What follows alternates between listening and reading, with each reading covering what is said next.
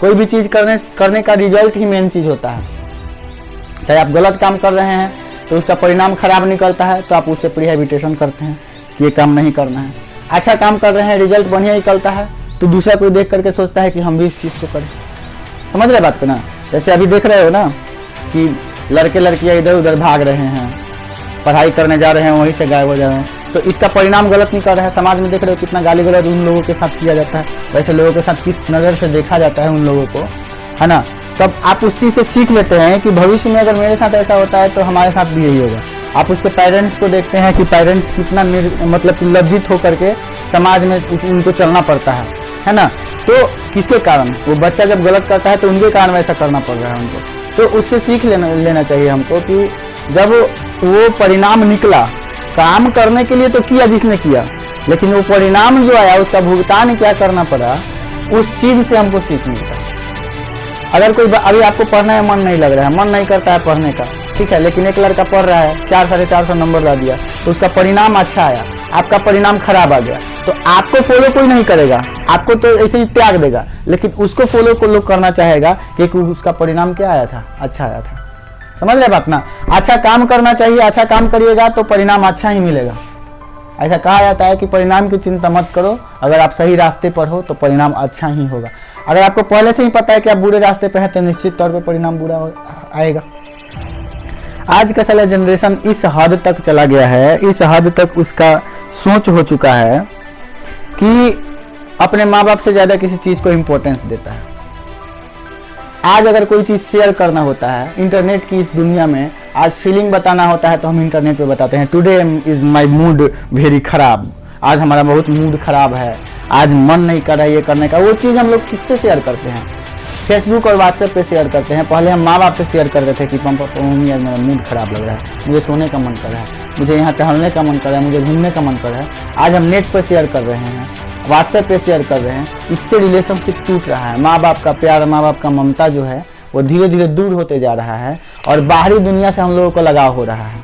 थोड़ा सा माँ बाप डांट देते हैं, कुछ आपको गलत देखते हैं तो आपको डांट देते हैं तो आपको बहुत ज़्यादा गुस्सा आता है और लगता है कि माँ बाप मेरे लिए कुछ नहीं है, और अपना गुस्सा और अपने दिल का दर्द जाते हैं दूसरे से शेयर करने।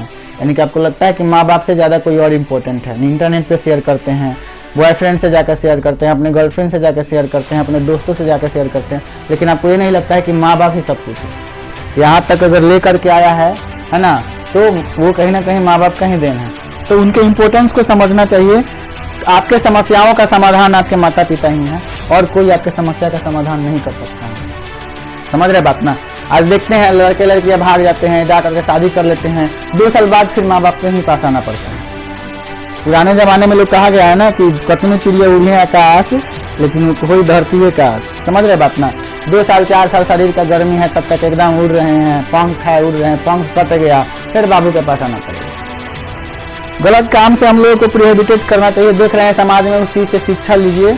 आपका दिमाग गलत की तरफ तो लेकर जाएगा, निश्चित तौर पे लेकर जाएगा, लेकिन इसको संभालना आपके हाथ में है ना। रिमोट कंट्रोल दूसरे को मत दीजिए। समझ रहे बात ना? लेकिन आज के सारे लड़का लड़की को रिमोटे कंट्रोल कोनो चुरा लिया है, दूसर कोनो कंट्रोल कर रहा है। समझ रहे ना? रिमोट जो है वो अपने पास रखिए। ऐसा नहीं कि आपके पास कोई टिपने वाला रिमोट है, मतलब अपना मन है ना। प्यार व्यार कुछ नहीं होता है, सब धोखा है ना। अभी पढ़ लो, यही अच्छा मौका है, नहीं पढ़ोगे तो बस जाओगे। समझे? 11-12 क्लास पढ़ने का एज है, दिमाग ले जाएगा प्यार की तरफ, लेकिन आपको दिल समझाएगा कि बाबू प्यार सब धोखा है। अब दिल ही समझाएगा कि अभी पढ़ो, यही तुम्हारे पास मौका है। अगर नहीं पढ़ा, टाइम बीत गया, 1-2 साल बीत गया तो दूसरे दुनिया में आप चले जाओगे, और एक बार दूसरे दुनिया में चले गए तो फिर आप वहां से निकल नहीं सकते। अब दूसरे दुनिया का मतलब ऐसा नहीं कि धरती छोड़ के आप जा रहे हैं, दूसरे दुनिया का मतलब कि मन आपका दूसरी तरफ चला गया। सिंपल सा सोच के देखिए कि अगर आप पढ़ाई कर रहे हैं, है ना, आप माँ बाप आपको फ्री छोड़ा है, बेटा जाके पढ़ लो, है ना।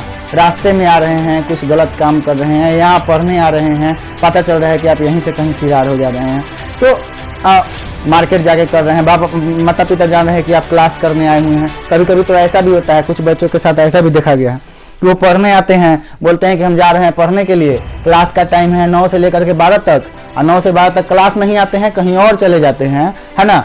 माँ तो जानती है कि 9 से 12 पढ़ रहा है, अब देखने थोड़ी आ रही है माँ कि यहाँ पे तू मैंने खेत में कहीं मटरवा तो नहीं खेत में चल रहा, बकरी थोड़ी बड़ा है ना। तो देखने तो नहीं आएगी ना कि आप क्या कर रहे हैं क्या नहीं। अब तो 9 से 12 पढ़ने गया है, पता चला कि 9 से 12 तक लड़का आंख मार रहा है, फिल्म देखने गया है, पंकज हॉल में सिनेमा लगा है, समझ रहे बात नहीं।